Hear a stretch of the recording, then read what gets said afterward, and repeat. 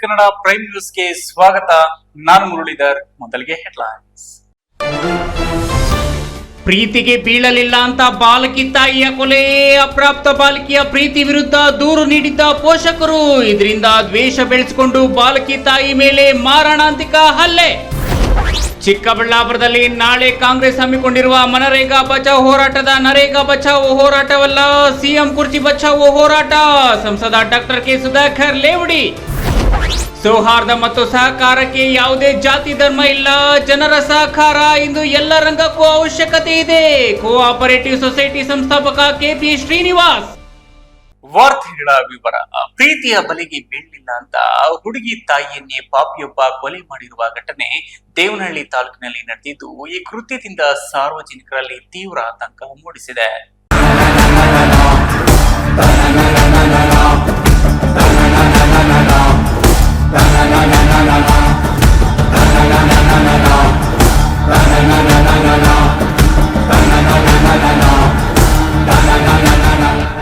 ಅಪ್ರಾಪ್ತ ಬಾಲಕಿ ಪ್ರೀತಿಯ ಬಲೆಗೆ ಬೀಳಲಿಲ್ಲ ಎಂದು ಹತಾಶನಾದ ಪಾಪಿಯೊಬ್ಬ ಬಾಲಕಿಯ ತಾಯಿಯನ್ನೇ ಕೊಲೆ ಮಾಡಿರುವ ಅಮಾನವೀಯ ಘಟನೆ ದೇವನಹಳ್ಳಿಯಲ್ಲಿ ನಡೆದಿದೆ.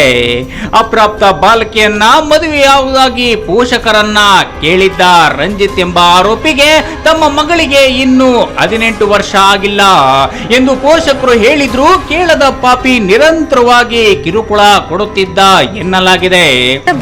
ನನ್ನ ಮಗಳ ಮನೆಗೆ ನೋಡ್ಬೇಕಂದ್ಬಿಟ್ಟು ನಾನು ಬಂದು ಆಟ ಇಳಿಯೋದು 4:30-5 ಗಂಟೆ ಆಗ್ತಿತ್ತು ಸಮಯ.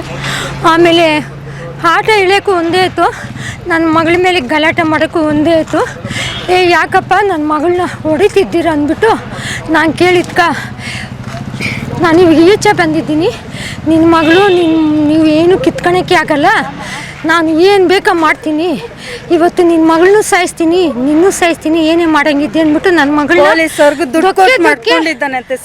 ದಕ್ಕಿಗೆ ಒದ್ದು ಕೆಳಗಡೆ ಹಾಕ್ಕೊಂಡು ಒದ್ದು ನನ್ನ ಮಗು ಹೋಗಿ ಬರೋ ಪ್ರಾಣ ಮಾಡಿ, ಆಮೇಲೆ ನಾನು ಅಡ್ಡ ಹೋಗಿದ್ಕ ಅವ್ರ ಅಮ್ಮನೂ ಕೈಗಳಿಟ್ಕೊಂಡ್ಳು, ನನ್ನ ಮಗು ಕೈನ ಇಟ್ಕೊಂಡು ಮುಂದಲ್ಲಿ ಇಟ್ಕೊಂಡಿದ್ಲು. ಅವನು ದೊಕ್ಕಿಗೆ ಕಾಲಿಗೆ ಒದ್ದು ಉಸಿರಾಡೋಕ್ಕಾಗ್ದಿರ ನನ್ನ ಮಗಳು ಹಂಗೆ ಕುಸ್ತಿ ಬಿತ್ತಲ್ಲೇ ಪ್ರಾಣ ಹೋಯ್ತು ಸ್ವಾಮಿ.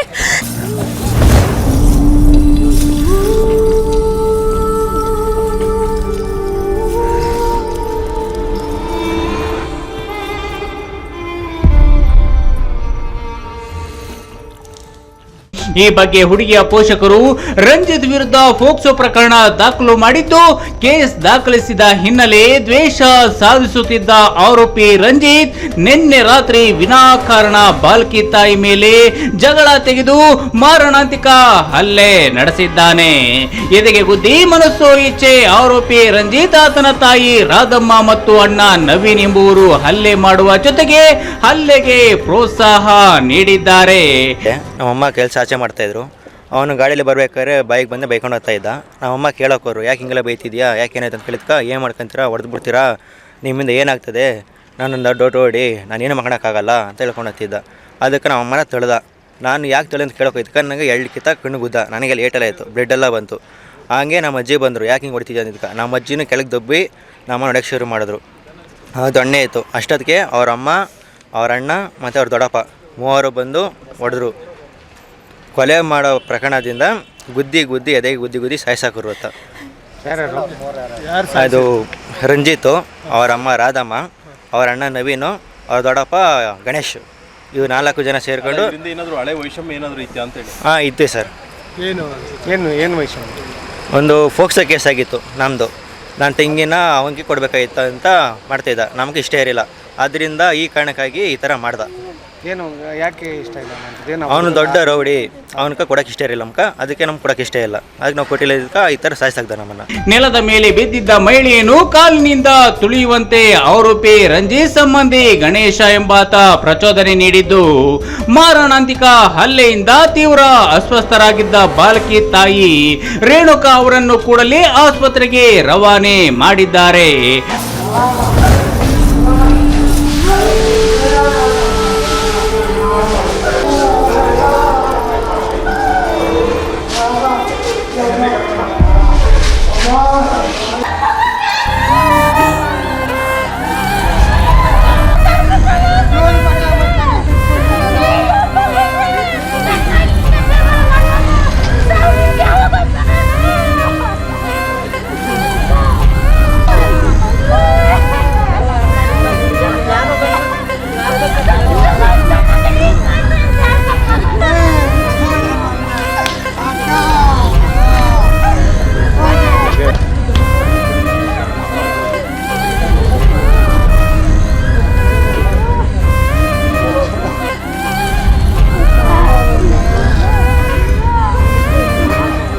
ಆದರೆ ಚಿಕಿತ್ಸೆ ಫಲಕಾರಿಯಾಗದೆ ರೇಣುಕಾ ಮೃತಪಟ್ಟಿದ್ದಾರೆ. ದೇವನಹಳ್ಳಿ ತಾಲೂಕಿನ ಕುಂದಾಣ ಗ್ರಾಮದಲ್ಲಿ ಘಟನೆ ನಡೆದಿದ್ದು ಆಸ್ಪತ್ರೆ ಮುಂದೆ ಕುಟುಂಬಸ್ಥರ ಆಕ್ರಂದನ ಮುಗಿಲು ಮುಟ್ಟಿತ್ತು.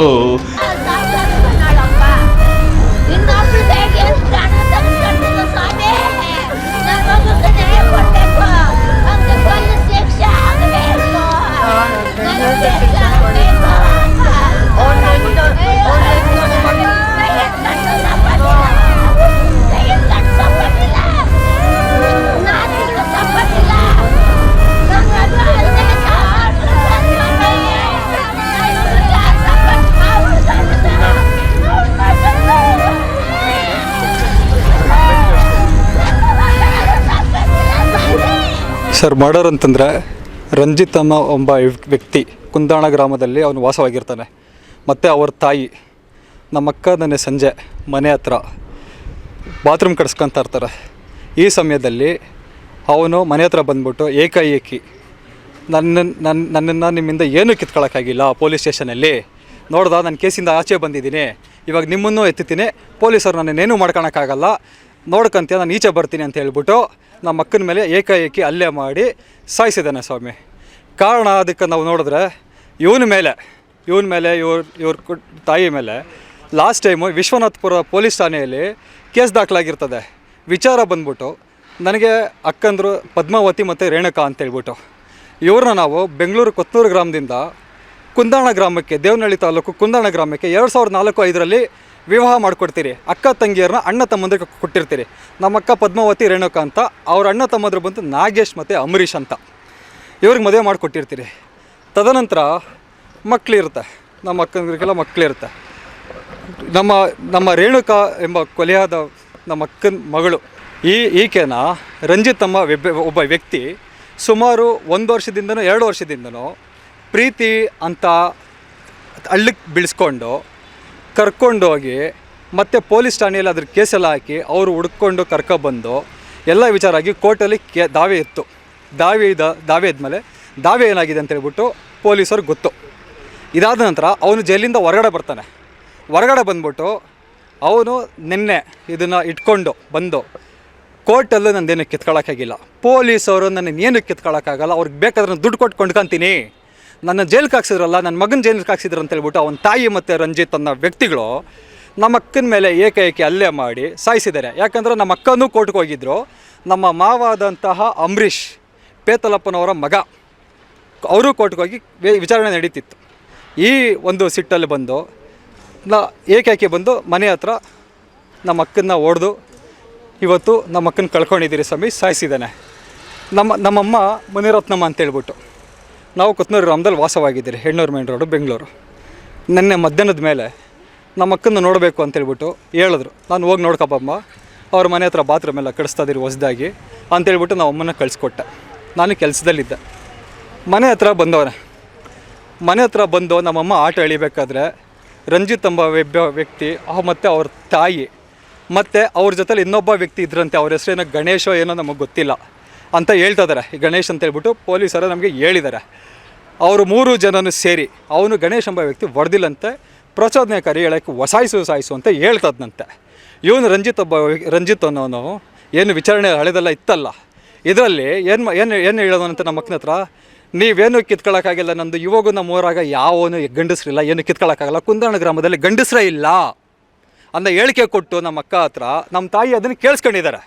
ಕೊಟ್ಬಿಟ್ಟು ಬಂದು ಹೊಡೆದು ಅವ್ರ ತಾಯಿನೂ ನಮ್ಮ ಅಕ್ಕನ ಕೂದಲಲ್ಲಿ ಹಿಡ್ಕೊಂಡು ಬೀಳಿಸಿ ಎಲ್ಲ ಮಾಡಿ ಅವನು ಹೊಡೆದು ನಮ್ಮ ಅಕ್ಕನಿಗೆ ಏಕಾಏಕಿ ಪ್ರಾಣ ಹೋಗೋ ಥರ ಮಾಡಿದ್ದಾರೆ. ಸೂಕ್ತ ನ್ಯಾಯಕ್ಕಾಗಿ ರೇಣುಕಾ ಪೋಷಕರು ಅಳಲು ತೋಡಿಕೊಂಡಿದ್ದು ವಿಶ್ವನಾಥಪುರ ಪೊಲೀಸ್ ಠಾಣೆಯಲ್ಲಿ ಪ್ರಕರಣ ದಾಖಲಾಗಿದೆ.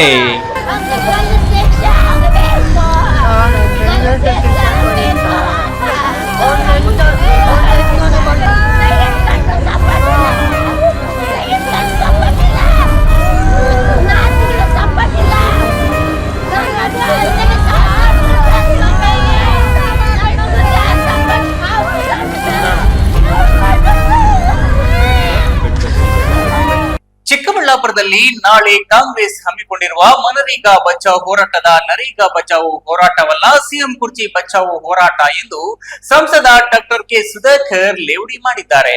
ಪ್ರಣಾಳಿಕೆಯಲ್ಲಿ ಹೇಳಿದ ಯಾವುದೇ ಆಶ್ವಾಸನೆ ಈಡೇರಿಸದ ಕಾಂಗ್ರೆಸ್ ಸರ್ಕಾರ ಕೇವಲ ಗ್ಯಾರಂಟಿ ಹೆಸರಿನಲ್ಲಿ ಲಕ್ಷಾಂತರ ಕೋಟಿ ಸಾಲ ಮಾಡಿ ರಾಜ್ಯದ ಜನತೆಯ ಮೇಲೆ ಸಾಲದ ಹೊರೆ ಹೊರಿಸಿದೆ ಎಂದು ಸಂಸದ ಡಾಕ್ಟರ್ ಕೆ ಸುಧಾಕರ್ ಕಿಡಿಕಾರಿದ್ರು. ಅಭಿನಂದನೆಗಳ ಸಲ್ಲಿಸುತ್ತಾ ಸನ್ಮಾನ ದಯವಿಟ್ಟು ಎಲ್ಲ BSSN ನಿರ್ದೇಶಕರು ನಿರ್ಬಂಧಳಿಯ ಬರಬೇಕು. ಚಿಕ್ಕಬಳ್ಳಾಪುರದಲ್ಲಿ ನಾಳೆ ಕಾಂಗ್ರೆಸ್ ಹಮ್ಮಿಕೊಂಡಿರುವ ಹೋರಾಟ ನರೇಗಾ ಬಚಾವೋ ಆಂದೋಲನವಲ್ಲ, ಬದಲಿಗೆ ಸಿಎಂ ಕುರ್ಚಿ ಬಚಾವೋ ಆಂದೋಲನ. ಸಂಕಟ ಬಂದಾಗಲೆಲ್ಲ ಮುಖ್ಯಮಂತ್ರಿ ಸಿದ್ದರಾಮಯ್ಯ ಅವರಿಗೆ ಅಹಿಂದ ಸಮಾವೇಶಗಳು ನೆನಪಾಗಲಿದೆ, ನರೇಗಾ ಹೋರಾಟಗಳು ನೆನಪಾಗಲಿದೆ. ರಾಜ್ಯದಲ್ಲಿ ಆಡಳಿತ ಹದಗೆಟ್ಟಿದೆ, ಕಾನೂನು ಸುವ್ಯವಸ್ಥೆ ಹಾಳಾಗಿದೆ, ಸಾಲದ ಹೊರೆ ಹೆಚ್ಚಾಗಿದೆ, ಅಭಿವೃದ್ಧಿ ನಡೀತಾ ಇಲ್ಲ. ಕೇವಲ ಗ್ಯಾರಂಟಿ ಹೆಸರಿನಲ್ಲಿ ಮುಖ್ಯಮಂತ್ರಿ ಕುರ್ಚಿ ಉಳಿಸಿಕೊಳ್ಳಲು ಸಿದ್ದರಾಮಯ್ಯ ಹೆಣಗಾಡ್ತಿದ್ದಾರೆ ಅಂತ ಸಂಸದ ಡಾಕ್ಟರ್ ಕೆ ಸುಧಾಕರ್ ಕಿಡಿಕಾರದ್ರು. ಚಿಕ್ಕಬಳ್ಳಾಪುರದ ಸಂಸದ ಡಾಕ್ಟರ್ ಕೆ ಸುಧಾಕರ್ ಅವರ ನಿವಾಸದಲ್ಲಿ ನಡೆದ ಸುದ್ದಿಗೋಷ್ಠಿಯಲ್ಲಿ ಮಾತನಾಡಿದ ಸುಧಾಕರ್, ಇದು ಮುಖ್ಯಮಂತ್ರಿ ಕುರ್ಚಿ ಬಚಾವೋ ಆಂದೋಲನ. ಸಿಎಂ ಸಿದ್ದರಾಮಯ್ಯ ಅವರ ಟ್ವೀಟ್ಗಳಿಂದ ಜಾತಿ ಸೇರಿ ಎಲ್ಲವೂ ತಂದಿಟ್ಟಿದ್ದಾರೆ. ಸಿಎಂಗೆ ಆತಂಕ ಮನೆ ಮಾಡಿದೆ. ಆತಂಕ ಆದಾಗ ಅಹಿಂದ ಸಮಾವೇಶ ಆಗುತ್ತೆ. ಇದು ಮುಖ್ಯಮಂತ್ರಿ ಕುರ್ಚಿ ಬಚಾವ್ ಆಂದೋಲನ. ಇವರು ನಿಜವಾಗಿಯೂ ಮಾಡಬೇಕಾಗಿರೋದು ಬಯಲು ಸೀಮೆ ಬಚಾವ್. ಕಳೆದ 3 ವರ್ಷದಲ್ಲಿ ಚಿಕ್ಕಬಳ್ಳಾಪುರಕ್ಕೆ ಈ ಸರ್ಕಾರದ ಕೊಡುಗೆ ಏನು ಅಂತ ಪ್ರಶ್ನಿಸಿದ್ರು.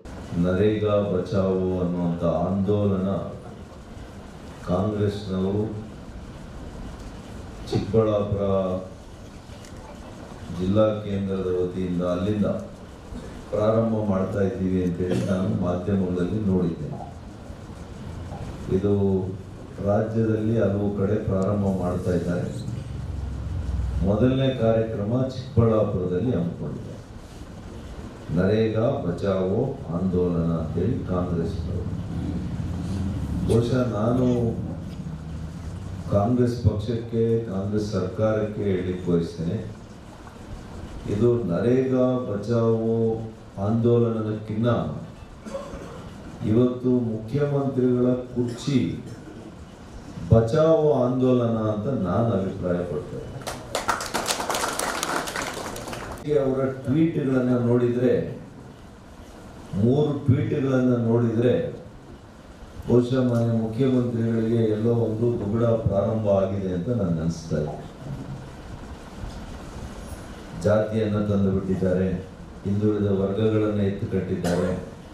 ಟ್ವೀಟ್ನಲ್ಲಿ ಒಬ್ಬ ಮುಖ್ಯಮಂತ್ರಿಗಳು 5 ವರ್ಷಗಳು ನಿರಂತರವಾಗಿ ಜನತಾದಳದಿಂದ ಬಂದಂಥ ಒಬ್ಬ ವ್ಯಕ್ತಿಯನ್ನ, ಒಬ್ಬ ನಾಯಕರನ್ನ ಕಾಂಗ್ರೆಸ್ ಪಕ್ಷ 5 ವರ್ಷಗಳು ಅವರಿಗೆ ಸತತವಾಗಿ ಮುಖ್ಯಮಂತ್ರಿ ಮಾಡಿ, ಈ ಅವಧಿಯಲ್ಲಿ ಕೂಡ ಈಗೇನು ಇನ್ನೇನು ಕೆಲವು ತಿಂಗಳಲ್ಲಿ 3 ವರ್ಷ ಆಗುತ್ತೆ.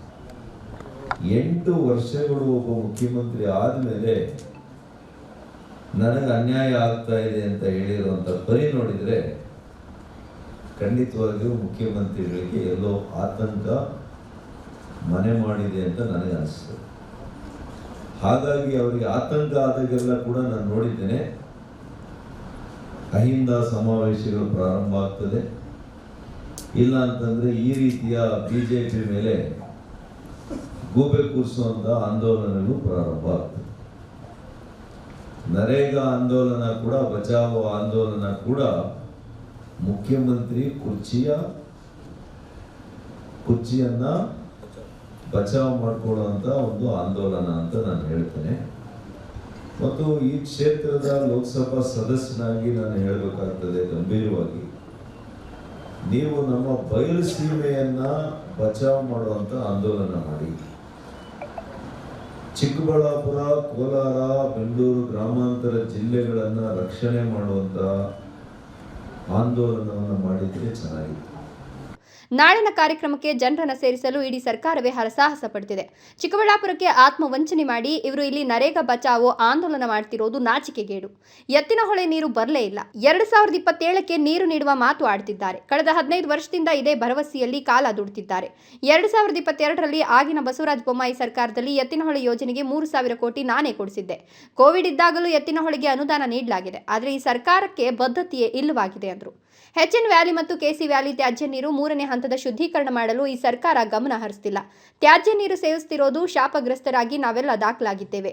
3ನೇ ಹಂತದ ಶುದ್ಧೀಕರಣ ಯಾಕೆ ಮಾಡಿಲ್ಲ? ನೀರಿನ ಗುಣಮಟ್ಟದ ಬಗ್ಗೆ ನಿಮ್ಗೆ ಅರಿವಿದೆಯಾ?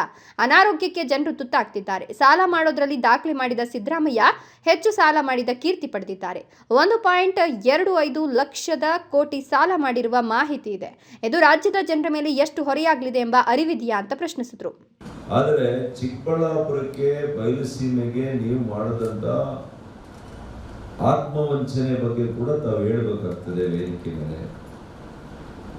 ಉದಾಹರಣೆಗೆ ಎತ್ತಿನಹೊಳೆ ಯೋಜನೆ, ಇದನ್ನ ಮೊನ್ನೆ ಸದಾನಂದ ಗೌಡರು ಮುಖ್ಯಮಂತ್ರಿಗಳಿದ್ದಾಗ, ಬಸವರಾಜ ಬೊಮ್ಮಾಯಿರವರು ಬಾಲಿ ನೀರಾವರಿ ಸಚಿವರಿದ್ದಾಗ ಇದನ್ನ ಎತ್ತಿನಹೊಳೆ ಯೋಜನೆಯನ್ನು ರೂಪಿಸಿದಂತೆ. ಅದನ್ನು ಪ್ರಾರಂಭ ಮಾಡಿದ್ದು 2013 14ರಲ್ಲಿ. 12 ವರ್ಷ ಆಯ್ತು. ಈಗ 8,000 ಕೋಟಿಯಲ್ಲಿ ಪ್ರಾರಂಭ ಆದಂಥದ್ದು 14,000 ಆಯ್ತು. 14,000 ಹೋಗಿ 24,000 ಕೋಟಿ ಆಯ್ತು. 24,000 ಕೋಟಿ ಹೋಗಿ ಈಗ 30,000 ಕೋಟಿ ಅಂತ ಹೇಳ್ತಾ ಇದ್ದಾರೆ. ಆದರೆ ಎತ್ತಿನಹೊಳೆ ನೀರು ಮಾತ್ರ ಸಕಲೇಶ್ಪುರದಿಂದ ಅಲ್ಲೇ ಇದೆ, ಹಾಸನದ ಹತ್ರನೋ ಚಿಕ್ಕಮಗಳೂರು ಹತ್ರನೋ ಇದೆ, ಇನ್ನೂ ಕೂಡ ತುಮಕೂರು ಹತ್ರ ಕೂಡ ಬರಲಿಲ್ಲ. ಆದರೆ ಮೊನ್ನೆ ನೋಡಿದೆ ನಾನು, ಮೊನ್ನೆ ಕೃಷ್ಣ ಬೈರೇಗೌಡರು ಏನೋ ಸಭೆ ಮಾಡಿ 27 ಒಳಗಡೆ ಕೋಲಾರ ಚಿಕ್ಕಬಳ್ಳಾಪುರ ಜಿಲ್ಲೆಗೆ ನೀರು ಕೊಡ್ತೀವಿ ಅನ್ನೋ ಮಾತನ್ನ ಎಲ್ಲೋ ಹೇಳಿದ್ದಾರೆ, ನಾನು ನೋಡಿದೆ. ಈ ರೀತಿಯಲ್ಲಿ ಎಷ್ಟು ಬಾರಿ ಸುಳ್ಳನ್ನ ಹೇಳಿ ನೀವು ಅಧಿಕಾರವನ್ನ ಪಡಿತೀರಿ. ಹಿಂದೆ ಇದ್ದಂತ ಸಂಸದರು 3 ಸಲಿನೋ 2 ಸಲಿನೋ ಆಯ್ಕೆ ಆದ್ರು ಬರೀ ಎತ್ತಿನಹೊಳೆ ಯೋಜನೆ ಹೆಸರು ಹೇಳ್ತಾರೆ.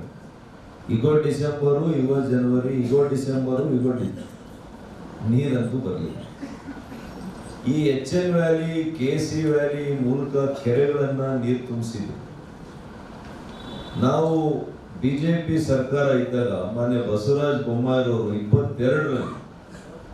22ನೇ ಇಸ್ವಿಯಲ್ಲಿ ಎತ್ತಿನಹೊಳೆ ಯೋಜನೆಗೆ ನಾನೇ ಮಂತ್ರಿ ಇದ್ದಾಗ 3,000 ಕೋಟಿ ಕೊಡಿಸಿದೆ ಒಂದೇ ವರ್ಷದಲ್ಲಿ.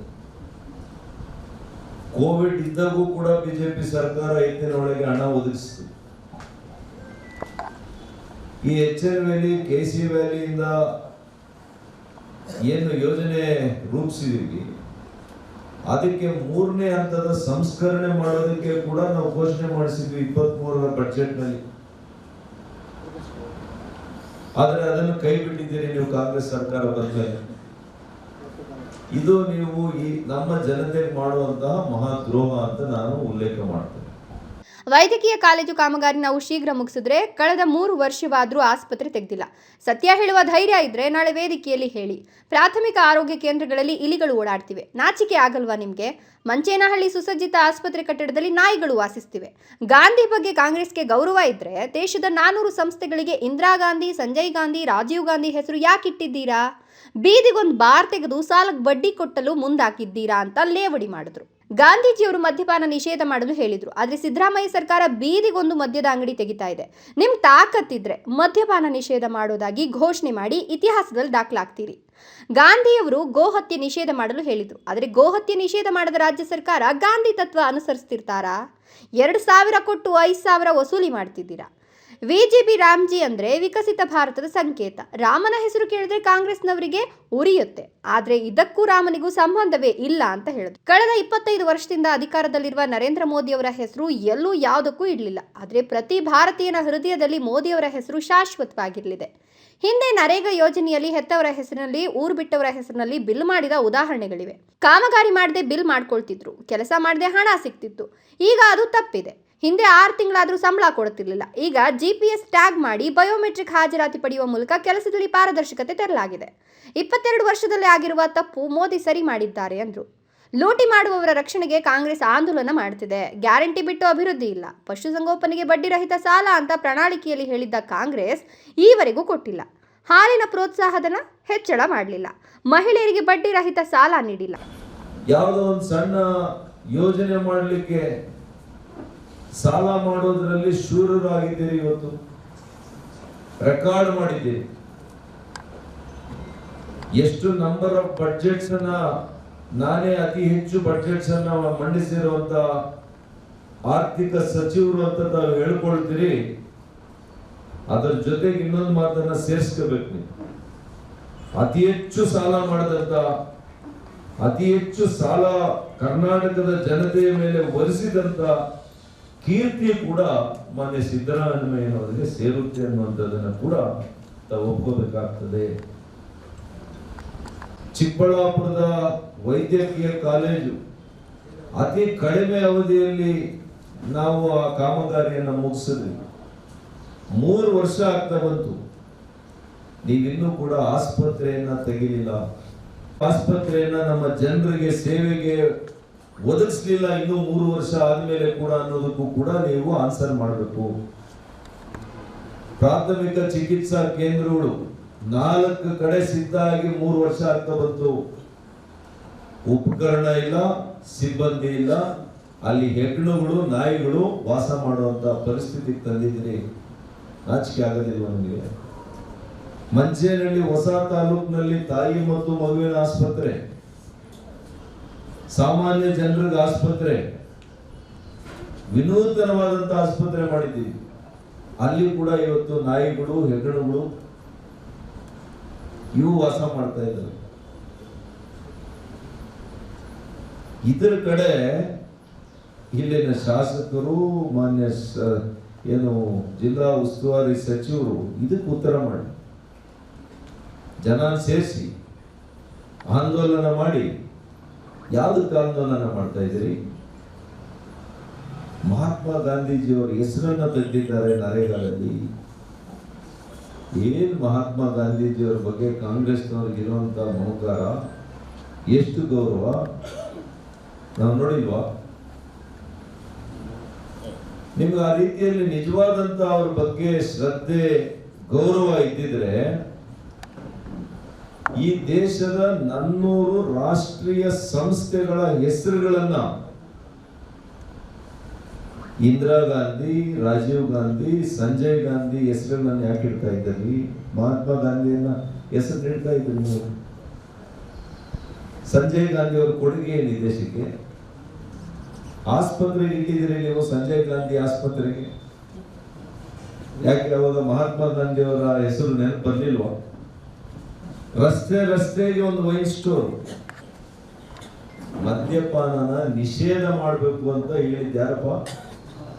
ಮಹಾತ್ಮ ಗಾಂಧೀಜಿಯವರ ಆಶಯಗಳಲ್ಲಿ ಒಂದು ಬಲವಾದಂತ ಆಶಯ.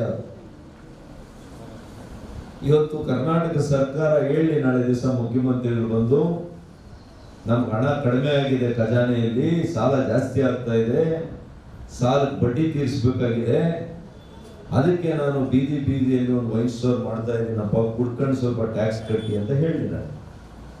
ರೇಷ್ಮೆ ಸ್ಥಿರತೆ ನಿಧಿಗೆ 2,000 ಕೋಟಿ ನೀಡೋದಾಗಿ ಭರವಸೆ ನೀಡಿ 2 ರೂಪಾಯಿಯೂ ನೀಡಿಲ್ಲ. ರೀಲರ್ಗಳಿಗೆ ಸಾಲ ಕೊಡುವ ಭರವಸೆ ನೀಡಿ ಕೊಟ್ಟಿಲ್ಲ. 9 ವಿವಿ ರದ್ದು ಮಾಡಿದ ಕೀರ್ತಿ ಉನ್ನತ ಶಿಕ್ಷಣ ಸಚಿವರಿಗೆ ಸಲ್ತದೆ. ಹೊಸ ಶಿಕ್ಷಣ ನೀತಿಯೂ ಇಲ್ಲ. 3 ವರ್ಷಗಳಿಂದ ಮಕ್ಕಳ ಭವಿಷ್ಯ ಏನಾಗಲಿದೆ? ಕಾಂಗ್ರೆಸ್ ಆಂದೋಲನ ಹಾಸ್ಯಾಸ್ಪದ. ಕಾಂಗ್ರೆಸ್ನಿಂದ ಜನ ಬಚಾವಾಗಬೇಕಿದೆ ಅಂದರು. ಅಭಿನಂದನೆ ಸನ್ಮಾನ. ದಯವಿಟ್ಟು ಎಲ್ಲ BSS ನಿರ್ದೇಶಕರು ಜರ್ಬನಹಳ್ಳಿಯ ಸೌಹಾರ್ದ ಮತ್ತು ಸಹಕಾರಕ್ಕೆ ಯಾವುದೇ ಜಾತಿ ಧರ್ಮ ಇಲ್ಲ. ಜನರ ಸಹಕಾರ ಇಂದು ಎಲ್ಲ ರಂಗಕ್ಕೂ ಅವಶ್ಯಕತೆ ಇದೆ. ಮಹಿಳೆಯರು ಮನೆಯಿಂದ ಹೊರಬಂದು ಕೆಲಸ ನಿರ್ವಹಿಸಬೇಕು, ಆಗ ಮಾತ್ರ ಬೆಳೆಯಲು ಸಾಧ್ಯ. ಅಲ್ಲದೆ ಹೂಡಿಕೆ ಭಾವನೆಯನ್ನು ಮಹಿಳೆಯರಲ್ಲಿ ಹೆಚ್ಚು ಕಾಣುತ್ತೇವೆ ಎಂದು ಸ್ನೇಹ ಸಾಗರ ಕೋಆಪರೇಟಿವ್ ಸೊಸೈಟಿ ಸಂಸ್ಥಾಪಕ KP ಶ್ರೀನಿವಾಸ್ ಹೇಳಿದರು.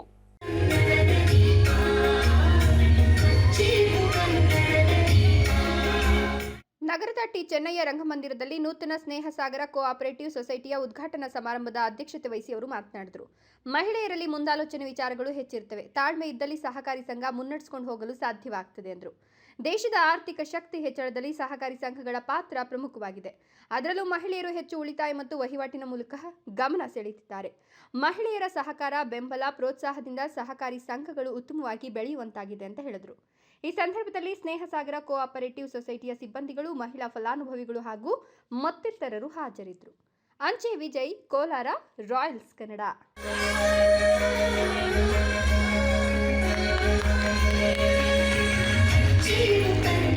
ಇದೀಗ ವಿರಾಮದ ನಂತರ ರಾಯಲ್ಸ್ ಕನ್ನಡ ಪ್ರೈಮ್ ನ್ಯೂಸ್ ಮುಂದುವರಿಯುತ್ತದೆ. ಪ್ರಿಯ ವೀಕ್ಷಕರೇ, ಇವತ್ತು ನಮ್ಮ ದೈವಿ ಶಕ್ತಿ ಸಂಸ್ಥಾನದಿಂದ ಪ್ರತಿಷ್ಠಾಪಿಸಿ ಸಿದ್ಧಿ ಮಾಡಲಾಗಿರುವ ಕರುಂಗಲಿ ಮಾಲೆ ಮತ್ತು ಬ್ರಾಸ್ಲೈಟ್ ನಿಮಗಾಗಿ ತಲುಪಿಸಲಾಗುತ್ತಿದೆ.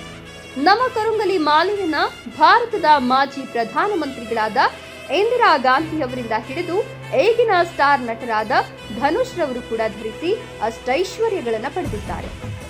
8mm ಸರ್ಟಿಫೈಡ್ ಕರುಂಗಲಿ ಮಾಲೆಯನ್ನ ಎಬೋನಿ ಮರದ ತುಂಡುಗಳಿಂದ ಡಾರ್ಕ್ ಬ್ರೌನ್ ಬಣ್ಣದಿಂದ ಚೆಕ್ ಮಾಡಬಹುದು. ದಿವ್ಯ ಶಕ್ತಿ ಕರುಂಗಲಿ ಮಾಲೆಯನ್ನ ಧರಿಸೋದ್ರಿಂದ ಅಥವಾ ಮನೆ ಮತ್ತು ಅಂಗಡಿಗಳಲ್ಲಿ ಪ್ರತಿಷ್ಠಾಪಿಸೋದ್ರಿಂದ ಸಾಲಬಾಧೆ, ಕಾಲಸರ್ಪ, ದೃಷ್ಟಿದೋಷ, ಮಕ್ಕಳ ವಿದ್ಯಾಭ್ಯಾಸ, ಅನಾರೋಗ್ಯ, ಮನೆಯಲ್ಲಿ ಅಶಾಂತಿ ಮುಂತಾದ ಸಾಕಷ್ಟು ಸಮಸ್ಯೆಗಳಿಂದ ಮುಕ್ತಿ ಮಾಡಿ ನೆಗೆಟಿವ್ ಎನರ್ಜಿಯನ್ನ ದೂರ ಮಾಡಿ ಮೆದುಳಿನ ನರತಂತುಗಳ ಮೇಲೆ ಪ್ರಭಾವ ಬೀರಿ ಅಗೋಚರ ಪ್ರಯೋಜನಗಳನ್ನು ಪಡೆಯಿರಿ. ಟಿವಿ ಸ್ಕ್ರೀನ್ ಮೇಲೆ ಕಾಣುವ ನಂಬರ್ಗೆ ಈಗಲೇ ಆರ್ಡರ್ ಮಾಡಿ. ವಿರಾಮದ ನಂತರ ರಾಯಲ್ಸ್ ಕನ್ನಡ ಪ್ರೈಮ್ ನ್ಯೂಸ್ಗೆ ಸ್ವಾಗತ. ನೆಲಮಂಗಲದ ಮಾಗಡಿಯಲ್ಲಿ ಭೀಕರ ಅಗ್ನಿ ಅವಘಡ ಸಂಭವಿಸಿದ್ದು, ವಿಪ್ರೋ ಡೈಕಿನ್ ಗೋದಾಮುಗಳು ಸುಟ್ಟು ಭಸ್ಮವಾಗಿವೆ. ಶಾರ್ಟ್ ಸರ್ಕ್ಯೂಟ್ ನಿಂದ ಬೆಂಕಿ ಹಬ್ಬಿರುವ ಶಂಕೆ ವ್ಯಕ್ತವಾಗಿದ್ದು, ಬೆಂಕಿಯ ಕೆನ್ನಾಲಿಗೆಗೆ ಕೋಟ್ಯಾಂತರ ರೂಪಾಯಿ ಮೌಲ್ಯದ ವಸ್ತುಗಳು ಸುಟ್ಟು ಕರಕಲಾಗಿವೆ.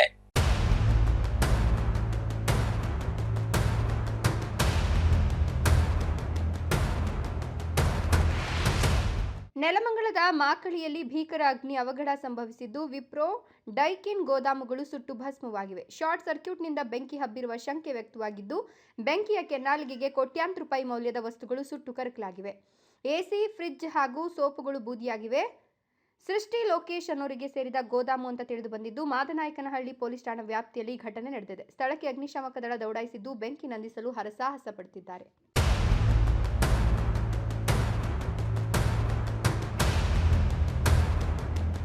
ಗುಡಿಬಂಡೆ ತಾಲೂಕಿನ ಬಾಲಿನಹಳ್ಳಿ ಗ್ರಾಮದಲ್ಲಿ ರಾಗಿ ಖರೀದಿ ಕೇಂದ್ರವನ್ನು ಶುಭಾರಂಭ ಮಾಡಲಾಗಿದ್ದು, ಸರ್ಕಾರದ ಬೆಂಬಲ ಬೆಲೆಯಲ್ಲಿ 1 ಕ್ವಿಂಟಾಲ್ ರಾಗಿಗೆ 4876 ನಿಗದಿಪಡಿಸಲಾಗಿದೆ. ತಹಶೀಲ್ದಾರ್ ಅವರು ಸಂಪ್ರದಾಯಬದ್ಧವಾಗಿ ರಾಗಿ ರಾಶಿಗೆ ಪೂಜೆ ಸಲ್ಲಿಸಿ ಖರೀದಿ ಪ್ರಕ್ರಿಯೆಗೆ ಚಾಲನೆ ನೀಡಿದರು.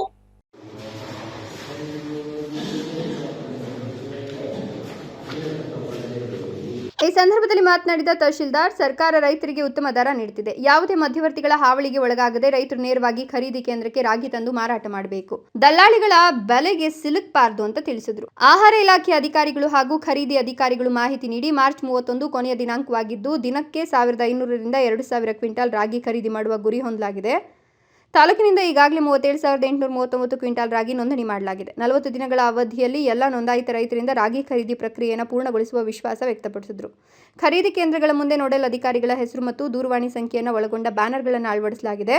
ರೈತರಿಗೆ ನೆರಳು, ಕುಡಿಯುವ ನೀರು ಸೇರಿದಂತೆ ಅಗತ್ಯ ಮೂಲಭೂತ ಸೌಲಭ್ಯಗಳನ್ನು ಒದಗಿಸಲಾಗಿದೆ ಅಂತ ಅಧಿಕಾರಿಗಳು ತಿಳಿಸಿದ್ದಾರೆ. ಸರ್ಕಾರದ ನೇರ ಖರೀದಿ ಯೋಜನೆಯ ಸದುಪಯೋಗ ಪಡೆದು ರೈತರು ನ್ಯಾಯಯುತ ಬೆಲೆ ಪಡೆದುಕೊಳ್ಳಬೇಕು ಎಂಬುದು ಅಧಿಕಾರಿಗಳ ಮನವಿಯಾಗಿದೆ. ಮಹೇಶ್, ಗುಡಿಬಂಡೆ, ರಾಯಲ್ಸ್ ಕನ್ನಡ.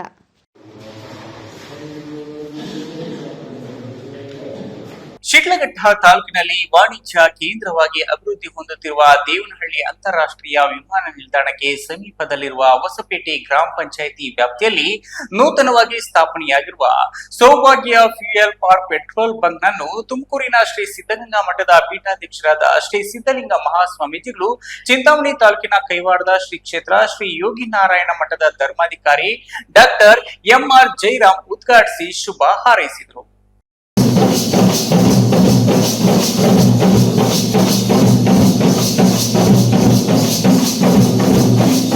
ತುಮಕೂರಿನ ಶ್ರೀ ಸಿದ್ಧಲಿಂಗ ಮಹಾಸ್ವಾಮಿಗಳಿಗೆ ಬಂಕ್ ಮಾಲೀಕ ವಿಪಿ ಚಂದ್ರು, ಸೌಭಾಗ್ಯ, ಅಭಿಷೇಕ್ ಪಾದಪೂಜೆ ಮಾಡಿ ಆಶೀರ್ವಾದ ಪಡೆದರು.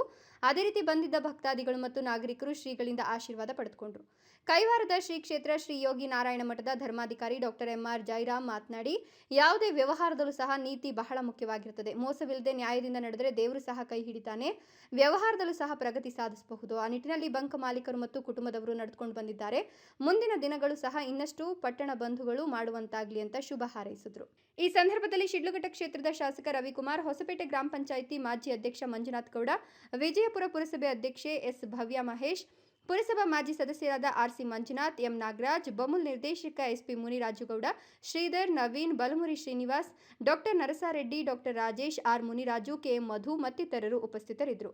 ಈ ಭಾಗದಲ್ಲಿ ಜಂಗಮಕೋಟೆ ಕ್ರಾಸ್ ಬಿಟ್ಟರೆ ಯಾವುದೇ ಪೆಟ್ರೋಲ್ ಬಂಕ್ ಇರಲಿಲ್ಲ. ಈ ನೂತನ ಪೆಟ್ರೋಲ್ ಬಂಕ್ ಈ ಭಾಗದ ಪ್ರಯಾಣಿಕರಿಗೆ ಅನುಕೂಲಕರವಾಗಿದೆ.